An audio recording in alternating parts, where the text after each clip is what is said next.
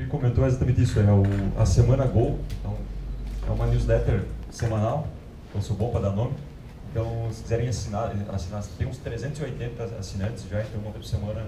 E se alguém quiser mandar também sugestões de links e coisas, ou eventos, ou livros, ou vagas, Go, manda para mim que eu, no site lá tem todos os detalhes aí, eu mando tudo da semana. Tá, eu vou falar, pulando o jabá, vou falar sobre APIs. Acho que quem já desenvolveu algum projeto para web, projeto web, qualquer que for a linguagem, quem já usou MVC? Quem se sentiu confortável com isso?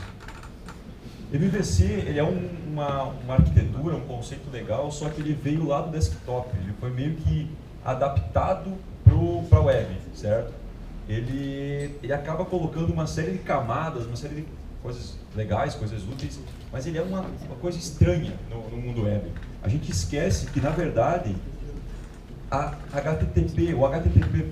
protocolo HTTP é o coração, é a fundação do que a gente faz no dia a dia.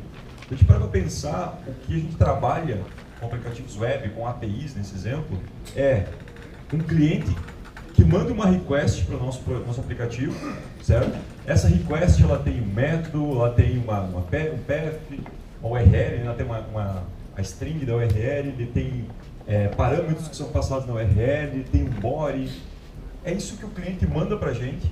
E o que o nosso projeto faz, nosso aplicativo faz, é simplesmente processar e retornar uma response. Essa response ela vai ter um header, ela vai ter um corpo, um conteúdo, certo? Qualquer outra coisa que você for fazer, você está colocando camadas em cima disso. Então, por exemplo, o MVC ele coloca uma série de camadas em cima disso, mas se você for tirar as camadas, no final do dia, o que a gente faz é exatamente isso. Receber uma request, processá-la de alguma forma e retornar uma response, certo? Os middlewares, eles são um padrão que nasceu na web, nasceu para esse tipo de projeto. Diferente do MVC que foi migrado, foi adaptado, os middlewares é um modelo de desenvolvimento que nasceu aqui, nasceu para esse ambiente que a gente tem aqui. O que é um middleware? Então, eu peguei 3 frases aqui. Um middleware é alguma coisa que está entre a request e a response, certo?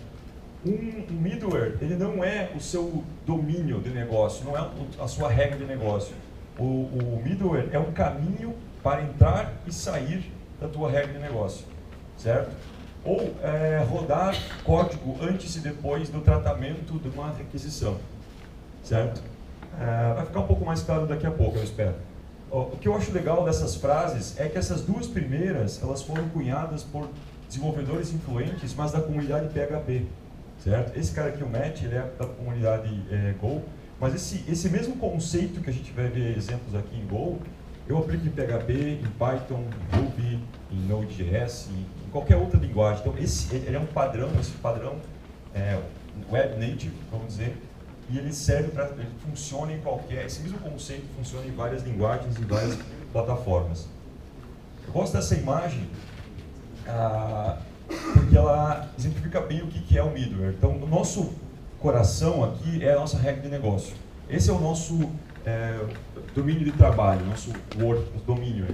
Tudo que está, então para chegar no nosso domínio, eu tenho uma request que vai chegar e tem uma response que o meu negócio, minha regra de negócio vai gerar, certo? Tudo que acontece aqui no meio são camadas, são middlewares. Nesse exemplo, digamos que o primeiro middleware, ele é um middleware de autenticação. Então, a request chegou, esse primeiro middleware, ele vai verificar se, por exemplo, se tem um token no cabeçalho, se esse token é um token válido, não expirou. Se essa primeira camada aqui, esse primeiro middleware, identificar que, ok, tá beleza, esse header tá beleza, vou chamar a próxima camada. Digamos que a próxima camada é a camada de autorização. Então, a autenticação é verificar se quem diz quem diz ser. E a autorização, esse segundo exemplo aqui, ele poderia simplesmente verificar, ok, chegou até mim uma requisição com um token e vou verificar se é possível acessar esse token, processar isso. Se não for possível, se essa camada aqui identificar de alguma forma aqui, não é para continuar, esse cara simplesmente retorna a response. Ele não vai tocar na nossa regra de negócio. Então, a camada, esse middleware, ele pode tomar a decisão de passar a request adiante ele pode passar a request exatamente como ela chegou, ou ele pode modificar a request, certo? Ou ele pode simplesmente a segunda camada retornar a response e acabou. O fluxo acaba aqui. Então, com isso eu ganho o quê? Performance, certo? Porque esse trecho de código aqui nem precisa ser executado. Eu ganho reaproveitamento. É como se eu estivesse usando o Unix Way na web. Então, cada middleware desses, ele faz uma coisa bem feita. E quando eu estou concatenando, fazendo pipe disso, como se eu estivesse usando o tail, o cat e o grep do Linux, do Unix, eu simplesmente tenho pequenos pedaços que juntos fazem um projeto maior. Com show me the code. Então, nesse exemplo aqui, tem uma função que é um middleware, chamei de middleware 1, ele vai receber como parâmetro qual é o seu próximo middleware, certo?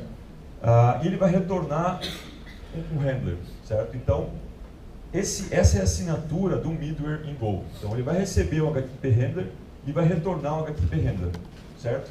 Aqui dentro, então eu vou retornar uma handler func, vai ter a conversão. Ele vai fazer o quê? Eu posso executar um código antes, aqui, vou executar a próxima camada e eu posso executar um código depois, certo? O meu segundo handler, ó, ele é a mesma assinatura e eu posso executar um outro trecho aqui. E aqui eu fiz um exemplo idiota, digamos que o caminho for diferente de barra, eu dou um return, ou seja, interrompi o fluxo. No exemplo anterior, o primeiro middleware, ele sempre vai chamar o segundo middleware. O segundo middleware, ele tem um teste aqui que, dependendo da situação, ele interrompe, ele não vai chamar o próximo. E aqui eu tenho uma função final aqui que está representando a minha regra de negócio aqui. Como é que é o meu main? É isso aqui. Então eu vou criar aqui o HTTP, o handler function da minha regra de negócio, e eu vou enfileirar os middlewares. Então eu tenho o middleware 1, que vai chamar o middleware 2, que vai chamar o final handler.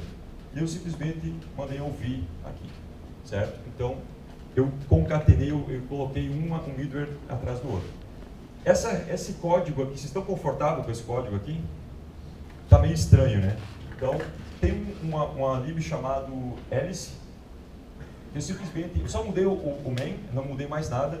Simplesmente fiz aqui o alice.new e eu coloco, é uma construção mais suave. Então, vai executar o middleware 1, o middleware 2 e então o final. Tá? É uma sintaxe um pouco mais amigável. O Ricardo mostrou hoje um exemplo do Gin, né? Gin é a mesma coisa. Aqui peguei um outro exemplo, um pouco mais, digamos que eu tenho aqui um método, uma função aqui para pegar a subscription atual, etc. Então, eu vou ter o primeiro middleware que vai ser a autenticação. O segundo middleware vai ser pegar pelo token JWT, pegar os dados do usuário. E o terceiro, então, finalmente, eu vou fazer esse método aqui. Então, nesse meu exemplo, eu posso usar, se a autenticação está errada, o token da autenticação está errada, eu nem vou chamar o resto. A autenticação está correta, ele vai passar para o próximo middleware, que é pegar os dados do usuário do token. E aí o terceiro, se passou aqui, o terceiro, então, ele vai executar o método específico aqui dentro. Então, nesse caso, minha regra de negócio está aqui dentro. Né? Esse é minha regra de negócio.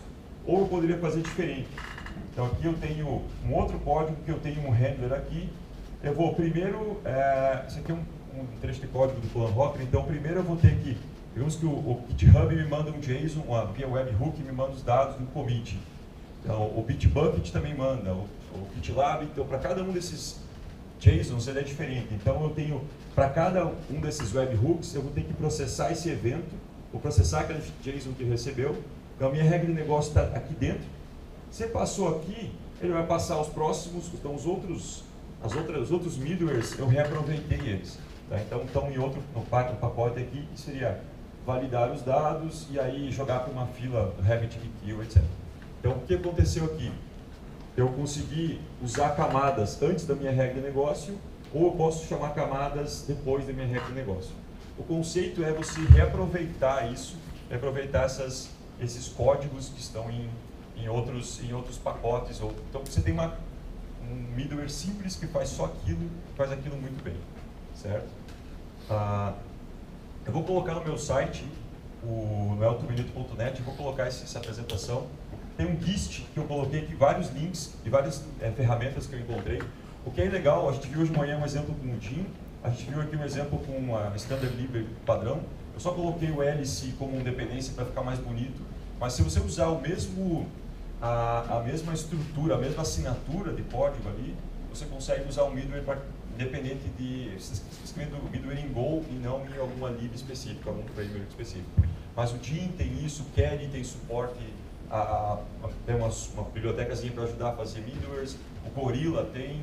Então você pode usar, num dos slides aqui tem um exemplo de uma apresentação que o Matt, que eu citei, ele faz, esse bem parecido, ele usa a biblioteca de contexto do Gorilla, como você usou do Gin, né, tem do Gorilla, ele usou só do contexto para você mover, como se fosse uma sessão, mover dados entre os middlewares. Você pode usar o contexto para compartilhar dados entre as camadas. Beleza, pessoal? Esse deu em cima do... Tem alguma pergunta? Fazer a pergunta.